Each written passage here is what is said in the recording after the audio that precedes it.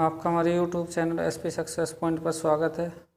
आज हम आपको NCERT class 10th mathematics chapter number 5 समांतर श्रेणी अर्थमेटिक प्रोग्रेशन कराने जा रहे हैं। काफ़ी इंपॉर्टेंट चैप्टर है और बहुत ही ईजी है। ध्यान से देखिए क्या होता है एपी समांतर श्रेणी। जो हमारी समांतर श्रेणी का रूप होता है, इससे पहले आप सभी जो इम्पोर्टेंट ये फॉर्मूला है इनका स्क्रीनशॉट ले लीजिए। अब देखिए फॉर्मूला नंबर 1, समांतर श्रेणी का रूप एपी का रूप। जो हमारी एपी होती है वो इस रूप की होती है A plus D, A plus 2d dot dot dot, ऐसे चलती जाएगी। जहाँ पर ए क्या होता है आपका प्रथम पद और डी क्या होता है सार्वंतर। उदाहरण के तौर पर देखिए 2, 4, 6, 8 इस प्रकार से श्रेणी होगी। या तो इसमें कुछ बढ़ रहा होगा या कुछ निश्चित वैल्यू घट रही होगी। इसकी पहचान कैसे होती है? दूसरे टर्म में से पहले वाला टर्म घटाइए, 2 बच जाएगा। 6 में से 4 घटाइए, 2 बच जाएगा। 8 में से 6 घटाइए, 2। इस तरह आपका जो डिफरेंस है समान आना चाहिए। नेक्स्ट टर्म में से उससे पहला टर्म घटाइए और आपका जो अंतर होगा समान होगा। इस प्रकार की जो श्रेणी होती है आपकी समांतर श्रेणी कहलाती है। समांतर श्रेणी का nवां पद, 5वां पद, 6वां पद, 7वां पद, यदि हमें किसी समांतर श्रेणी का कोई भी पद निकालना है तो उसके लिए फॉर्मूला होता है an = a + n-1 × d। कहीं कहीं पर इसको tn भी लिख देते हैं। आप tn लिख लीजिए चाहे an, दोनों का मतलब सेम है। तो आपका an होता है a + n-1 × d। n आपका क्या है, कौन सा टर्म आपको निकालना है। तीसरे वाले फॉर्मूले पर आ जाइए। अंत से nवां पद निकालने के लिए फॉर्मूला होता है आपका l - n - 1 × d from last. इधर से यदि हमें लास्ट से कोई टर्म निकालना है तो उसके लिए फॉर्मूला लगता है l - n - 1 × d, जहाँ l क्या है अंतिम पद। फॉर्मूला नंबर 4 पर आ जाइए। समांतर श्रेणी के n पदों का योग।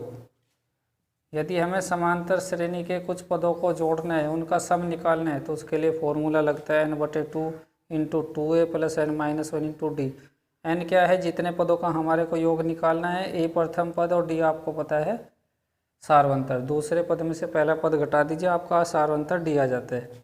यदि किसी समांतर श्रेणी के n पदों का योग Sn हो और हमारे को an निकालना हो जर्नल टर्म, तो उसके लिए फॉर्मूला लगता है Sn - 1।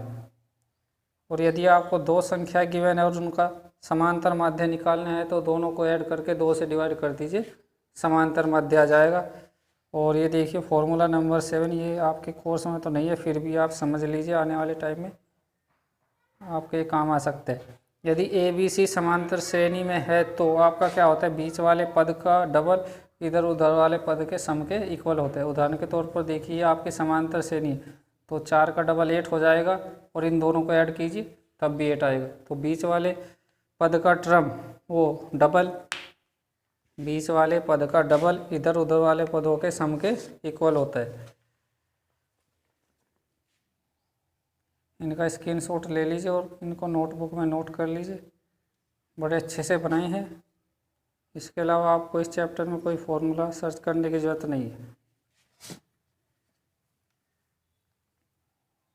अब आ जाइए एक्सरसाइज 5.1 पर। देखिए पहला क्वेश्चन।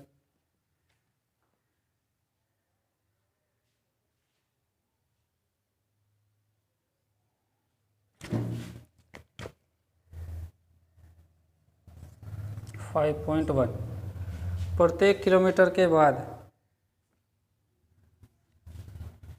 टैक्सी का किराया, जबकि प्रथम किलोमीटर के लिए किराया ₹15 और प्रत्येक अतिरिक्त किलोमीटर के लिए किराया ₹8 है। तो आपको ये बताना है यह एक समांतर श्रेणी है या नहीं। तो देखिए पहले का फर्स्ट पार्ट,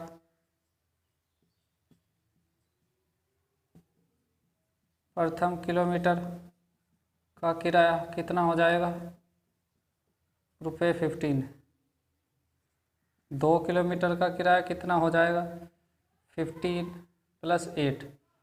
1 किलोमीटर का आपका 15 हो जाएगा। इसके बाद जो 1 किलोमीटर चला उसका ₹8 अलग से, तो ये हो जाएगा आपका 23। 3 किलोमीटर का किराया कितना हो जाएगा, 15 + 16, ये हो जाएगा 31। इसको मान लीजिए A1, ये हो जाएगा आपका A2, A3। अब देखिए A2 माइनस A1 कीजिए तो 23 माइनस 15 कितना बच जाएगा, 8।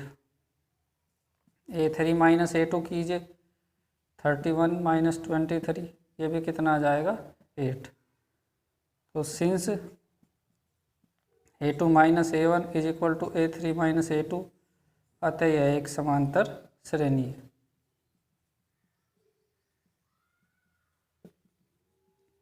इस प्रकार से आपको इसके सभी पार्ट करने हैं। सेकंड में क्या करना है आपको, किसी बेलन में उपस्थित हवा की मात्रा जबकि वायु निकालने वाला पंप प्रत्येक बार बेलन की शेष हवा का 1/4 भाग बाहर निकाल देता है। तो आपको ये बताना है इस प्रकार से एक समांतर श्रेणी बनती है या नहीं। देखिए सेकंड पार्ट, माना बेलन में हवा की मात्रा, इसको A1 मान लीजिए, इज इक्वल टू x। पहली बार हवा निकालने के बाद मात्रा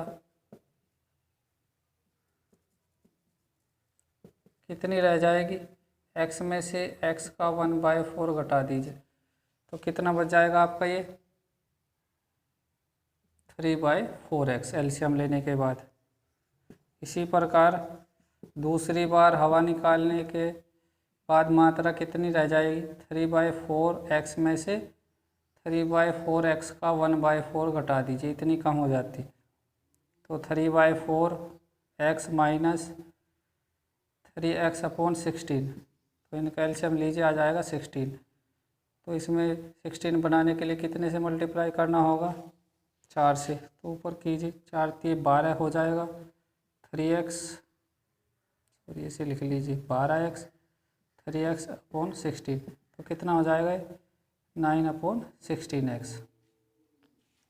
अब कीजिए A2 माइनस इसको A2 मान लीजिए, और ये हो जाएगा आपका A3। A2 में से A1 घटाना है आपको, घटाइए। A2 कितना है आपका, 3/4x में से x घटा दीजिए, कितना जाएगा, ये माइनस के 1/4x। A3 में से A2 घटा दीजिए, A3 आपका कितना है, 9/16x माइनस A2 बताइए, A2 था आपके पास 3/4x। यहाँ पर देखिए 16 एलसीएम ले लीजिए, 9x, तो इसमें 16 बनाने के लिए 4 से मल्टीप्लाई कीजिए, ये हो जाएगा 12x, और 12 में से 9 जाने के बाद 3x/16, जो कि इक्वल नहीं है, since A2 minus A1 is not equal to A3 minus A2, अतः यह एक समांतर श्रेणी नहीं है। तो इसी प्रकार से आपको क्वेश्चन नंबर 3 करना है। जिस प्रकार से फर्स्ट किया था वहाँ 15 रुपये था, 15 की जगह यहाँ पर 150 रुपये है, वहाँ पर 8 रुपये बढ़ रहा था, यहाँ पर 50 रुपये बढ़ते। तो ये भी एक समांतर श्रेणी होगी। इसी प्रकार से आप क्वेश्चन नंबर 4 भी कर सकते हो। आ जाइए क्वेश्चन नंबर 2 के फर्स्ट पार्ट पर। यहाँ पर आपको समांतर श्रेणी का प्रथम पद और सारवंतर दिया हुआ है, आपको समांतर श्रेणी बनानी है। देखिए ए आपको गिवन है 10 और डी कितना है, ये भी 10 है, तो आपको समांतर श्रेणी बनानी है। देखिए तो क्या होती है आपकी समांतर श्रेणी, इसलिए ए पी बोलिए क्या हो जाएगा, ए plus D, A plus 2d, A plus 3d। आपको प्रथम 4 पद निकालने हैं, तो वैल्यू पुट कर दीजिए, ए के प्लेस पे 10 और डी के प्लेस पर भी 10। 2 × 10, इधर भी 10, 3 × 10, कितना हो जाएगा, ये 10 20 30 40 हो जाएगा, और ये 30 यहाँ पर 30 हो जाएगा, और ये कितना हो जाएगा, 40। तो ये आपके प्रथम 4 पद आ जाएंगे। इसी प्रकार से आपको ये बाकी पार्ट भी करने हैं, बहुत ईजी है। प्लस माइनस का ध्यान रखना है बस आपको, ए और डी की वैल्यू पुट करते जाना है, इसके सभी पार्ट इसी प्रकार से करने हैं। चलो क्वेश्चन नंबर 4 पार्ट देख लीजिए इसी का।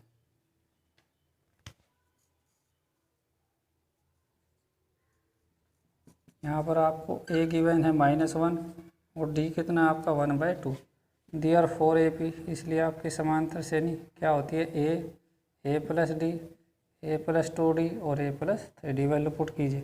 ए के प्लेस पे -1 प्लस 1/2 -1 प्लस 2 इंटू 1/2। ए की वैल्यू -1 3 इंटू 1/2। ए के प्लेस पे -1 रखना है और डी के प्लेस पे 1/2। तो यहाँ पर 2 कैंसिल हो जाएगा, तो क्या बच जाएगा, -1 इधर मल्टीप्लाई कीजिए, एलसीएम लीजिए। 2 ही कम 2, 2 में से 1 जाने के बाद -1/2, इधर 0 हो जाएगा, प्लस माइनस कैंसिल हो जाएंगे, तो ये हो जाएगा 3/2 और 2 की इधर मल्टीप्लाई होने के बाद 3 में से 2 जाने के बाद 1/2 बच जाएगा। इस प्रकार से आपकी समांतर श्रेणी के प्रथम 4 पद आ जाएंगे। नेक्स्ट क्वेश्चन पर आ जाइए, क्वेश्चन नंबर 3 का फर्स्ट पार्ट देखिए। 3 इंटू 1 इंटू -1 और -3, निम्न में से प्रत्येक AP के लिए प्रथम पद और सारवंतर लिखिए। केवल आपको प्रथम पद बताने हैं और सारवंतर। तो प्रथम पद क्या हो जाएगा आपका 3 और सारवंतर D, कॉमन डिफरेंस D कितना हो जाएगा, दूसरे पद में से पहला घटा दीजिए -2। तो आपको इसमें कुछ नहीं करना है, प्रथम पद निकालने हैं और सारवंतर कैसे निकलता है, दूसरे पद में से पहला पद घटा दीजिए, आपका सारवंतर आ जाएगा।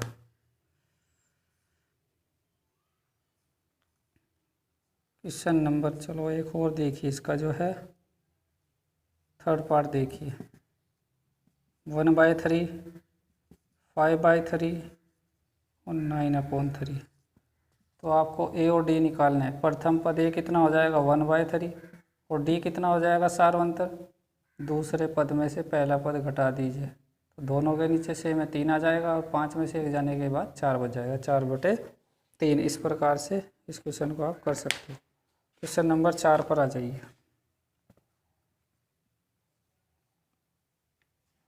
देखिए, ये तो आपकी बहुत ही ईजी एक्सरसाइज है। इसका तो जो मकसद है केवल फॉर्मूले याद कराना है। 2, 4, 8, 16, निम्न में से कौन कौन AP है। यदि कोई AP है तो उसका सारवंतर ज्ञात कीजिए और इनके 3 और पद निकालिए। देखिए ध्यान से क्या करना है आपको। पहले तो आपको ये चेक करना है समांतर श्रेणी है या नहीं। तो देखिए A2 - A1 कीजिए, तो 4 - 2 2 आ जाएगा और A3 - A2 कीजिए, 8 - 4 कितना आ जाएगा 4। चूँकि A2 - A1 is not equal to A3 - A2, अतः यह समांतर श्रेणी नहीं है। तो इसको आपको यहीं पर छोड़ देना है, कुछ नहीं करना है, क्योंकि ये समांतर श्रेणी नहीं है। यदि ये समांतर श्रेणी होती तो इससे अगले 3 पद और निकालने होते आपको। नेक्स्ट क्वेश्चन देखिए।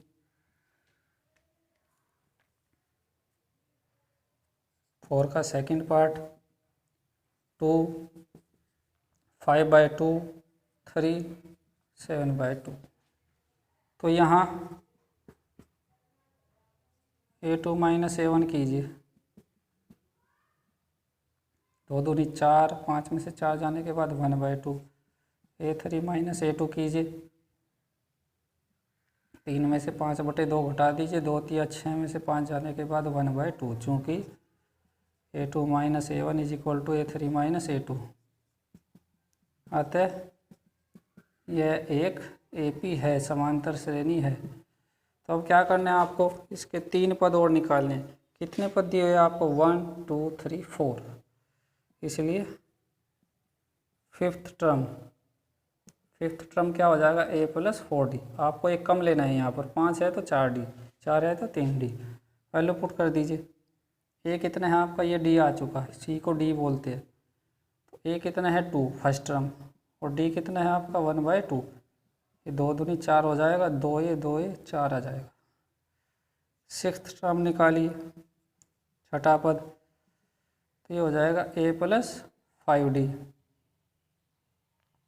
तो a कितना है आपके पास 2, और d की वैल्यू कितनी है 1/2। तो 2 दूनी 4 और 5 9/2 हो जाएगा। इसी प्रकार आपको क्या निकालना है, सेवेंथ टर्म, 3 पद और निकालने हैं। तो सेवेंथ टर्म क्या हो जाएगा आपका a + 6d। a की वैल्यू 2 6 और d की वैल्यू है 1/2।